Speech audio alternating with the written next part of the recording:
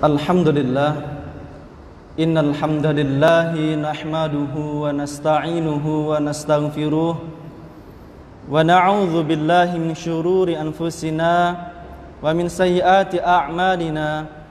May yahdihillahu fala mudilla lahu wa may yudlil fala hadiya lahu. Asyhadu an la ilaha illallah wa asyhadu anna Muhammadan 'abduhu wa rasuluh. La nabiyya wa la rasula ba'dah. Qala Allah Ta'ala fil Qur'anil Karim, a'udzu billahi minasy syaithanir rajim. Ya ayyuhalladzina amanu taqullaha haqqa tuqatih wa la tamutunna illa wa antum muslimun. Wa qala rasuluna sallallahu alaihi wasallam, ittaqillaha haitsu ma kunta wa atbi'i sayyi'atal hasanata tamhuha wa khaliqin nasa bi khuluqin hasanin. Sadaqallah wa sadaqa Rasulullah sallallahu alaihi wasallam. Ayah bunda jamaah sidang salat maghrib yang dimuliakan Allah Subhanahu wa taala. Alhamdulillah, puji syukur kehadiran Allah Subhanahu wa taala pada waktu yang sangat mulia ini. Pada tempat yang mulia ini Allah kumpulkan kita pada satu ruang yang diturunkan sakinah kepadanya, yang kemudian dikepakkan sayap malaikat-malaikatnya, dan kemudian diliputi dengan rahmat dari Allah Subhanahu wa taala. Pada kesempatan kali ini insyaallah kita akan membahas kisah-kisah para salaful ummah, para salafus salih tentang keikhlasan. Tema kita pada malam hari ini insyaallah adalah ikhlaslah dalam berjuang. Ikhlas dalam bahasa Arab tanaqash syai'an syai', yaitu membersihkan satu hal dari hal yang lainnya. Murni, madu disebut murni ketika tidak ada campuran gula. Susu murni ketika tidak dicampur dengan air, tidak dicampur dengan glukosa. Murni keikhlasan. Berjuang bahasa Arab dari al-juhd. Bedanya H besar dan H kecil. Kalau juhad artinya penentangan, al-juhd artinya berjuang. Beda berapa huruf, Pak? Beda satu huruf, tapi maknanya sangat jauh berbeda. Ayah bunda dan jamaah para kaum muslimin yang dimuliakan Allah Subhanahu wa taala, ikhlas adalah salah satu bentuk syarat qabulul ibadah, diterimanya ibadah seorang hamba.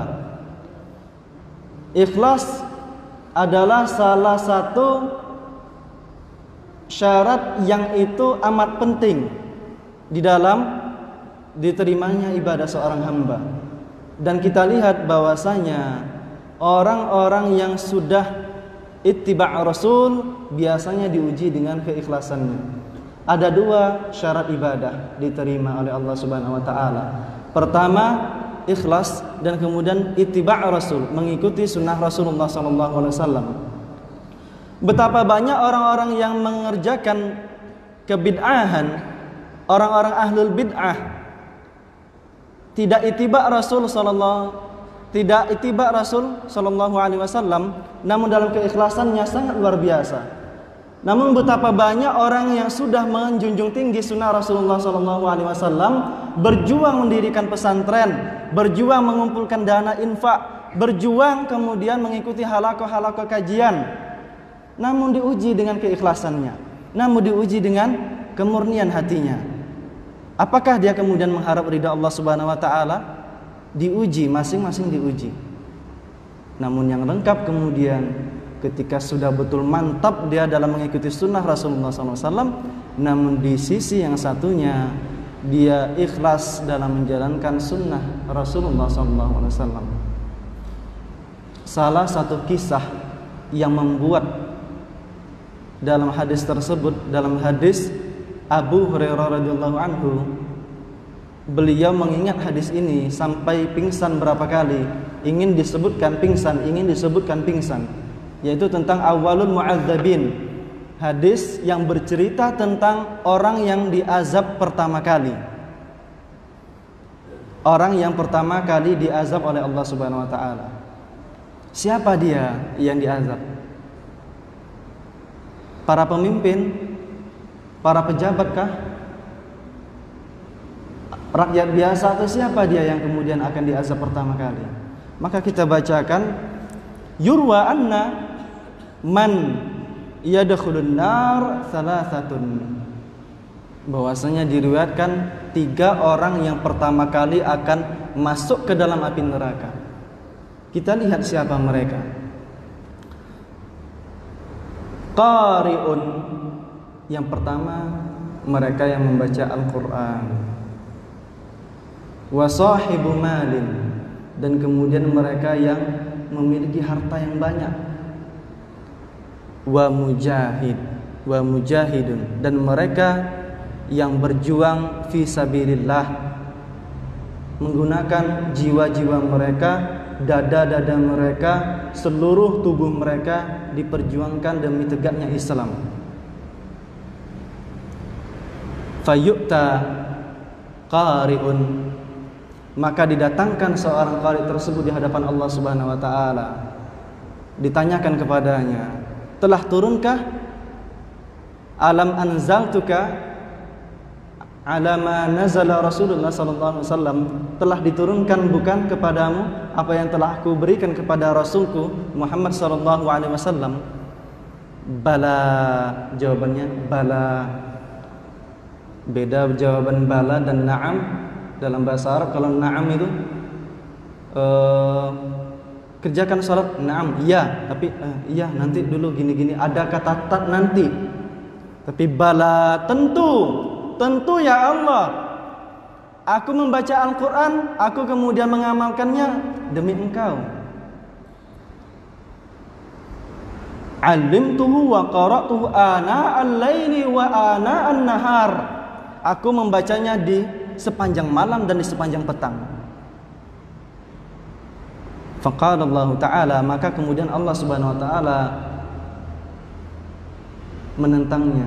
Kadzabta, kamu dusta, engkau dusta. Bal turid ayyuqal antuqal qari'un, akan tetapi kamu mengerjakan seperti ini, belajar ilmu, belajar Al-Quran karena ingin disebut seorang qari, sebagai seorang alim. Kemudian wa yu'ta atsani, didatangkan orang yang kedua, sahibul mal. Alam uwasya' laka malan, bukankah telah aku luaskan rezekimu, hatta la tahtaj ila ahadin, sampai engkau tidak butuh kepada seorang hamba pun, saking kayanya dia Pak Bu, tidak butuh dengan orang lain. Bukankah telah aku luaskan rezekimu? Bala, tentu ya Allah, tentu. Laqad sadaqtu, dan aku sedekahkan rezeki tersebut demi Engkau ya Allah. Namun kemudian ditentang oleh Allah Subhanahu wa taala. Kadzabta, engkau dusta. Bal turid an tuqal, akan tetapi engkau ingin disebut sebagai seorang jawad, orang yang dermawan, orang yang dermawan. Kemudian didatangkan as-salis, yang ketiga, didatangkan orang yang ketiga, orang yang berjuang mati-matian dengan dirinya menegakkan agama Islam. Untuk apa kemudian? Fima amilta, dengan apa yang telah kuberikan kepadamu, kekuatan, kesempatan, waktu luang untuk berjuang menegakkan agama Islam. Untuk apa engkau lakukan? Qataltu fika, aku berjuang di jalan Allah demi Engkau ya Allah. Namun sekali lagi ditentang oleh Allah Subhanahu wa taala. Kadzabta, engkau dusta. Engkau dusta. Maka kemudian dikatakan bal turid an tuqal jari'un atau syuja'un, akan tetapi engkau ingin disebut sebagai seorang yang pemberani, seorang pahlawan, orang yang pertama kali akan dihisab siapa Pak? Seorang yang qari, seorang yang alim, seorang yang tidak ada kajian di Indonesia melainkan dia ikuti di YouTube. Seorang yang barangkali tidak ada kajian di Rengat ini pasti dia datangi. Seorang yang dia selalu mengajak teman-temannya mengikuti kajian. Seorang yang dia selesai hafalannya. Akan tetapi ada satu hal, nanti masuk ke dalam kisah yang kedua, disebutkan dari hadis Umar bin Khattab radhiyallahu anhu. Apa yang menyebabkan 3 orang tersebut masuk ke dalam api neraka dan dihisab pertama kali? Yang kedua, orang yang itu tidak ada kesempatan dia meminta kepada orang lain, saking kayanya dia. Tidak butuh dengan orang lain, saking kayanya dia. Dia sedekahkan semuanya. Yang ketiga, orang yang mujahid di jalan Allah Subhanahu wa taala. Kisah yang kedua, zata yaumin, suatu ketika Umar bin Khattab radhiyallahu anhu masuk ke Masjid Nabawi, masjid di Madinah. Kemudian mendapati Mu'adz bin Jabal waktu itu di kuburan Rasulullah SAW, di tepi kuburan Rasulullah SAW. Bapak Ibu mungkin ada yang sudah umroh dan haji. Mu'adz bin Jabal di posisi yang sama duduk di situ menangis. Ma yubkika ya Mu'adz, apa yang telah membuatmu menangis? Apa yang menjadikanmu menangis wahai Mu'adz? Maka di situ dikatakan, perhatikan Bapak Ibu yang dimuliakan Allah Subhanahu wa taala, kata-kata yang sangat menarik. Al-yasir minar riya. Sami'tu hadis min Rasulillah sallallahu alaihi wasallam. Hadis ma sami'tuhu, satu hadis yang aku dengar dari Rasulullah sallallahu alaihi wasallam.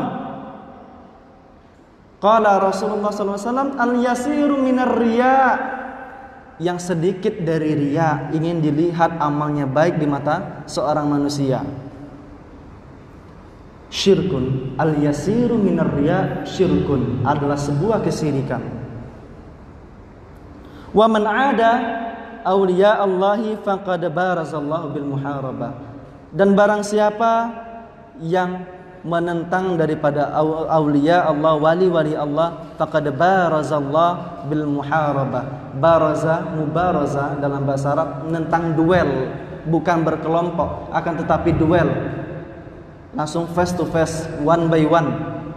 Baraza, mubaraza itu menentang daripada Allah Subhanahu wa taala. Innallaha yuhibbul abrar. Allah mencintai orang-orang yang baik. Al-atqiya, orang-orang yang bertakwa. Al-akhfiya, orang yang bertakwa yang tersembunyi. Alladzina in ghabu, siapa orang yang akhfiya? Orang yang bertakwa tapi tersembunyi. Alladzina in ghabu lam yuftaqadu, yaitu mereka yang ketika tidak hadir di hadapan kita, yang itu tidak hadir di hadapan kita, tidak merasa kehilangan kita dengannya. Wa in hadaru, jika mereka hadir, lam yu'rafu, jika mereka hadir pun tak terasa. Wa qulubuhum masahibul huda, sedangkan hati para wali-wali Allah Subhanahu wa taala itu adalah mereka yang dipenuhi dengan cahaya-cahaya petunjuk dari Allah Subhanahu wa taala. Ayah bunda jamaah sidang salat maghrib dan isya yang dimuliakan Allah Subhanahu wa taala. Di sini Rasulullah sallallahu alaihi wasallam mewanti-wanti kita, yuhadziruna tahdziran. Yuhadzir, tahdzir. Ada bahasa tahdzir sekarang sedang ngetren tahdzir. Beliau ditahdzir, diwanti-wanti. Rasulullah mewanti-wanti kita juga, tapi dalam hal yang baik. Yuhadziruna minar riya wa huwa ayyaqsid al-insan al-ibadah linnas, yaitu seorang yang dia berniat dengan segala apa yang dilakukan dalam ibadah untuk manusia, diwanti-wanti oleh Rasulullah SAW.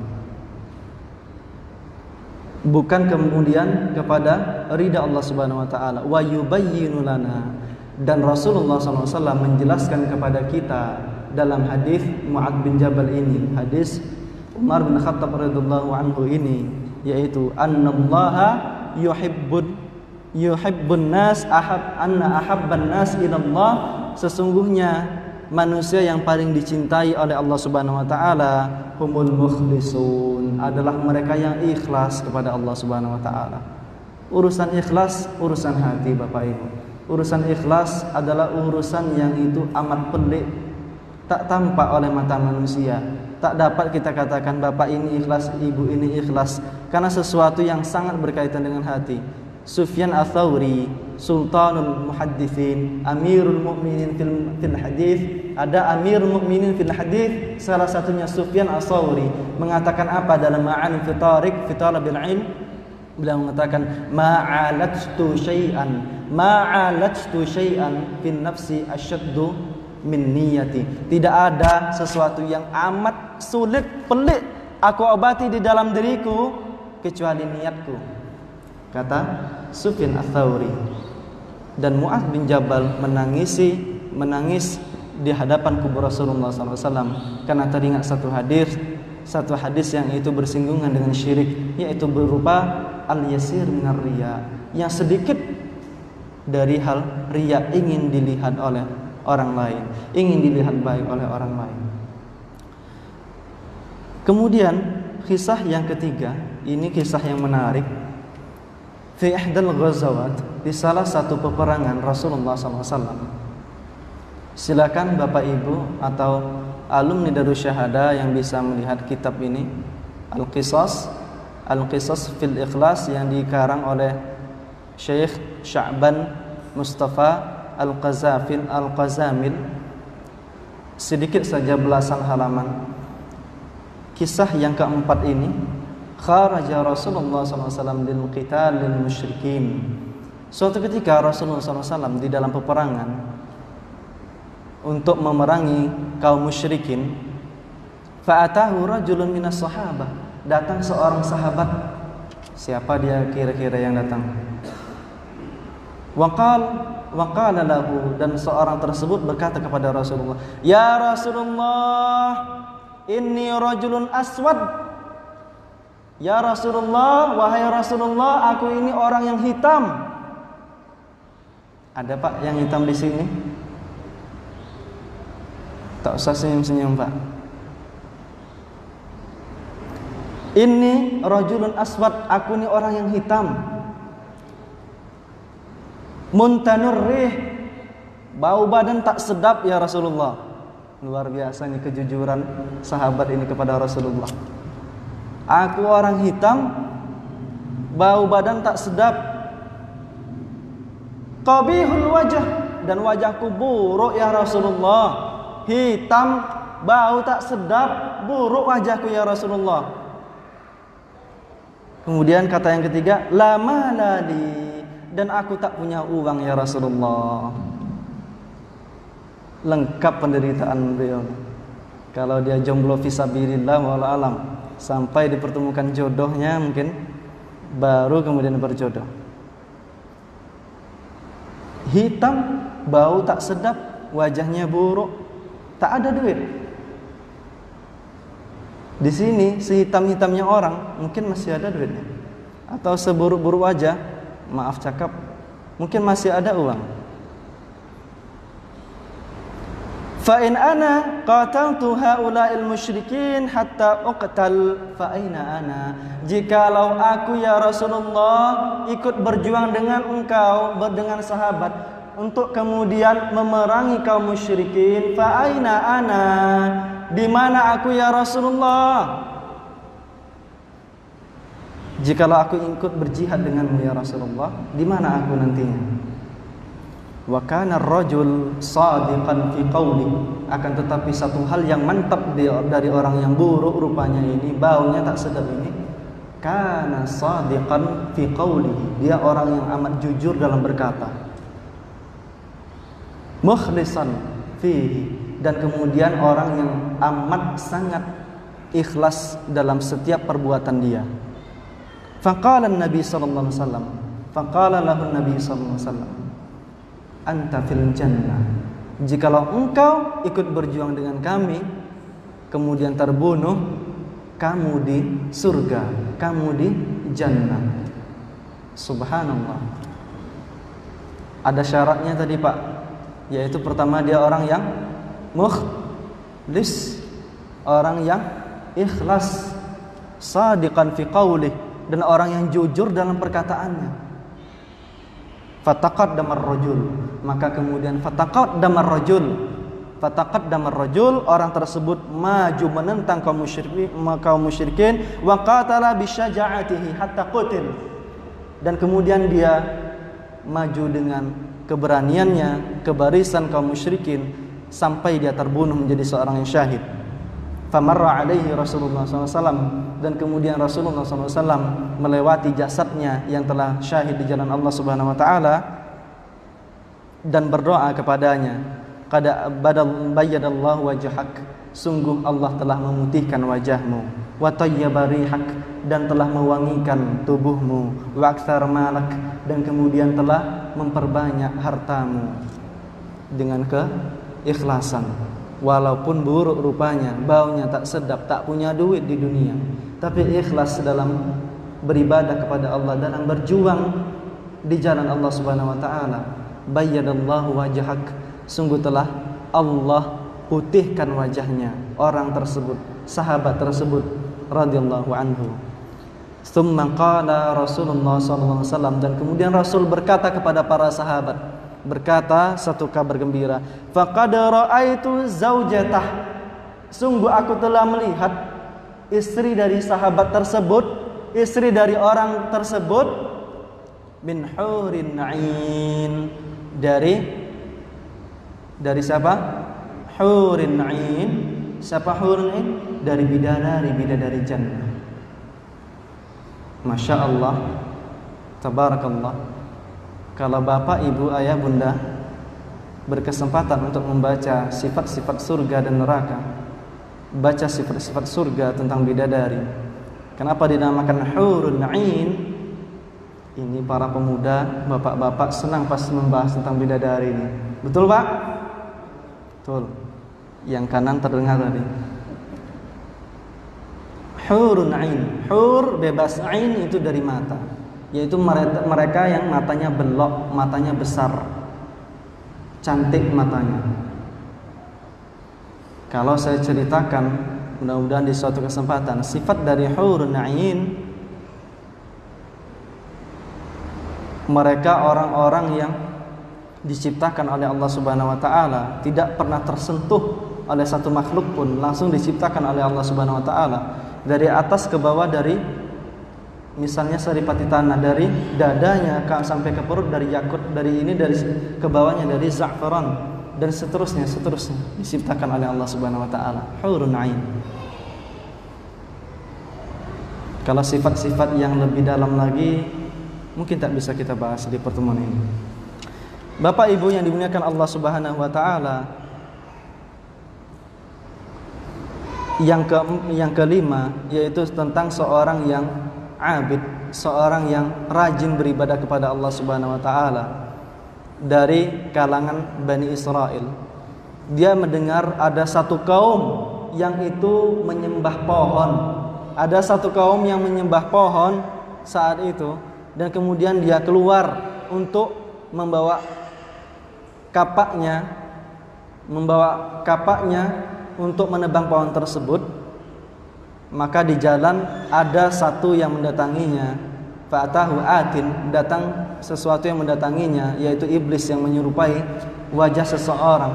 Maka dia melarang orang tersebut, seorang yang rajin beribadah tersebut, untuk tidak datang ke pohon tersebut. Maka dia kemudian bergelut di situ, berantem di situ, yang kalah kemudian iblis tersebut.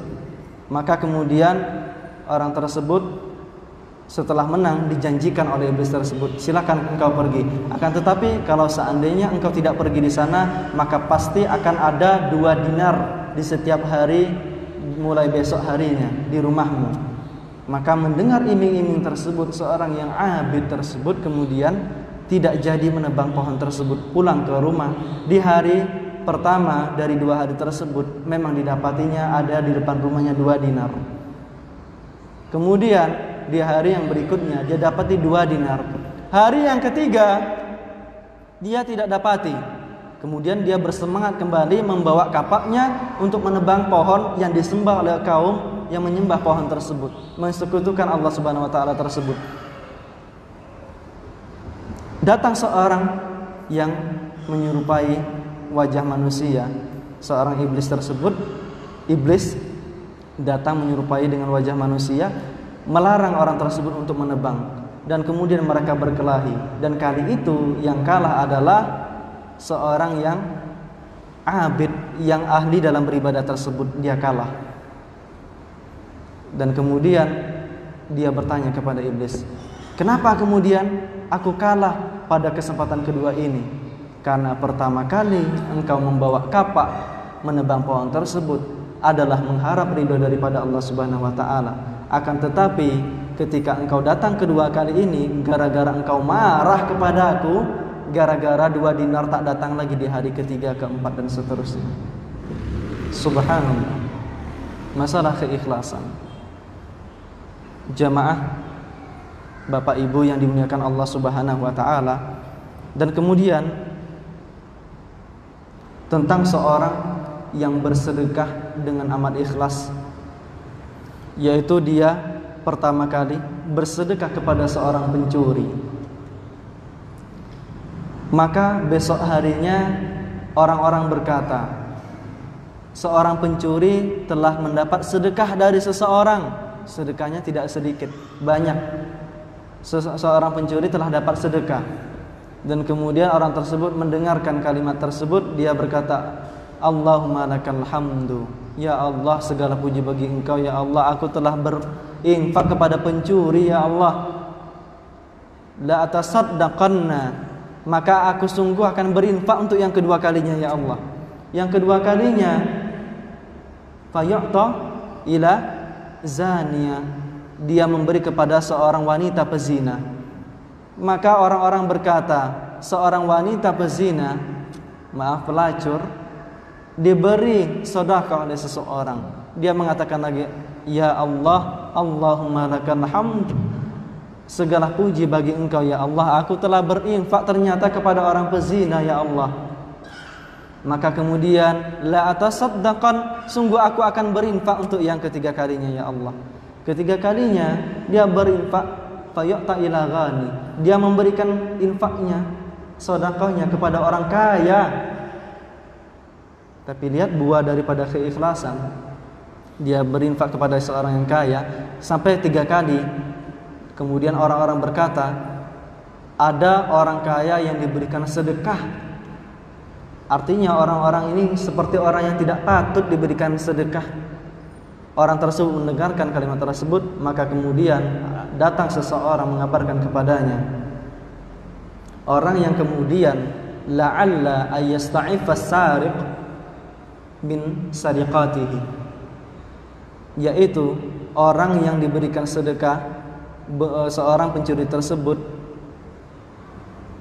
hendaknya kemudian dia diberikan sedekah tersebut agar kemudian tidak mencuri lagi. Orang yang berzina tersebut kemudian tidak berzina lagi. Orang yang kaya tersebut diberikan sedekah, faya'tabiru wa yunfiqa. Orang yang kemudian kaya tersebut diberikan sedekah, dia takjub, beriktibar, memikirkan sedekah kok diberikan kepadaku. Fayunfiq, maka orang tersebut pun berinfak. Gara-gara ada seorang yang ikhlas dalam bersedekah, walaupun salah tempat, tapi karena keikhlasannya orang-orang tersebut malah menjadikan orang-orang yang diberikan infak tersebut berubah dari awalnya, dari seorang wanita pezina menjadi tidak berzina lagi, dari seorang pencuri tidak mencuri lagi, dari orang kaya yang pelit namun kemudian berinfak memikirkan hartanya. Aku kok bisa diberi infak, aku wajib berinfak seharusnya. Seperti itu. Jemaah, sidang salat maghrib dan isya yang dimuliakan Allah Subhanahu wa taala, Quran surat Al-Baqarah ini kaidah dalam bersedekah, kaidah dalam berjuang dengan ekonomi, kaidah dalam berjuang dengan muamalah, kaidah dalam membantu orang. Perhatikan kaidahnya seperti apa. Baca Al-Quran surat Al-Baqarah ayat yang ke-262 dan ayat yang ke-263. A'udzu billahi minasyaitonir rajim. Alladzina yunfiquna amwalahum fi sabilillahi thumma la yutbi'una ma anfaqu mannan wala adza lahum ajruhum 'inda rabbihim wala khaufun 'alaihim wala hum yahzanun.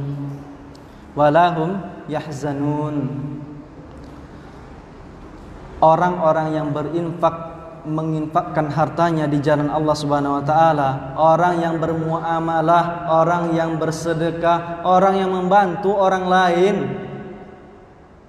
di jalan Allah Subhanahu wa taala, thumma la yutbi'una ma anfaqu manna, dan orang yang kemudian tidak mengikutkan dengan segala upaya yang telah dia berikan, infak yang telah dia berikan, usaha membantu orang lain yang telah dia berikan, tidak diikutkan yang pertama manna, ingin kemudian dibalas dengan banyak, wala adza, dan kemudian menyakiti hati orang tersebut yang diberikan harta, yang diberikan bantuan tersebut, lahum ajruhum 'inda rabbihim, janji Allah Subhanahu wa taala, lahum ajruhum 'inda rabbihim, pahala mereka ada di sisi Allah Subhanahu wa taala. La khaufun 'alaihim wa la hum yahzanun, tidak ada kemudian rasa takut dan rasa sedih bagi mereka. Orang yang diberikan bantuan, orang yang dibantu secara finansial, orang yang dibantu secara ekonomi, jangan kemudian disakiti dengan manna wala adza. Manna, kalau tak dia tak jadi orang. Kalau tak aku yang kemudian menjadikan dia seperti ini, tak jadi orang. Kalau tak kami yang kemudian memberikan bantuan seperti ini, dia tidak dipandang orang. Wala adza, tidak kemudian dengan perkataan, tidak kemudian dengan perbuatan. Karena ketika menyebut seperti itu, qaulun ma'rufun, dan perkataan yang baik, qaulun ma'rufun wa maghfiratun khairum min sadaqati yutbi'uha adza. Qaulun ma'rufun, perkataan yang baik dan pemberian maaf lebih baik daripada sedekah yang diikutkan dengan adza. Perhitungan-perhitungan yang dikatakan oleh orang yang memberikan bantuan tersebut kepada orang yang diberikan. Perhatikan, setiap kemudian pemberian kita kepada orang lain, setiap kemudian menyakiti, maka apa kata Allah Subhanahu wa taala? Kata-kata yang baik cukup menutup itu semuanya dibanding engkau harus bersedekah, dibanding engkau harus kemudian memberikan bantuan kepada orang tersebut. Kalau diikutkan dengan manna wala adza, manna wal adza. Manna apa? Mengharapkan yang lebih, wala adza, perkataan yang menyakiti orang lain, sebagaimana perkataan yang dibiasakan oleh orang-orang kafir Quraisy kepada budak-budaknya. Kalau kamu tak aku angkat menjadi budak, tidak akan hidup kamu. Kalau kamu tidak aku berikan rezeki, tidak akan hidup kamu. Kamu kemudian tidak kami berikan ini dan itu, tidak akan hidup. Ada satu hal yang kemudian terhilang dari situ, yaitu keikhlasan dalam berjuang. Biarkan kemudian mereka mengetahui kebaikan kita tanpa kemudian kita menyebut dari A sampai Z, dari nol sampai besar, tanpa disebutkan ini dan itu.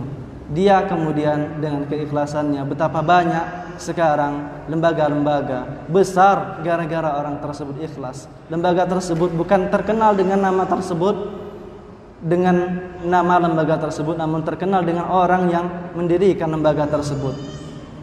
Ibadallah, jamaah sidang salat maghrib dan isya yang dimuliakan Allah Subhanahu wa taala, setiap kita berkewajiban menjaga hati, setiap kita berkewajiban menjaga keikhlasan kepada kemudian orang-orang yang menjadi pemimpin di suatu perusahaan, menjaga keikhlasan karyawan, menjaga keikhlasan orang-orang yang bekerja.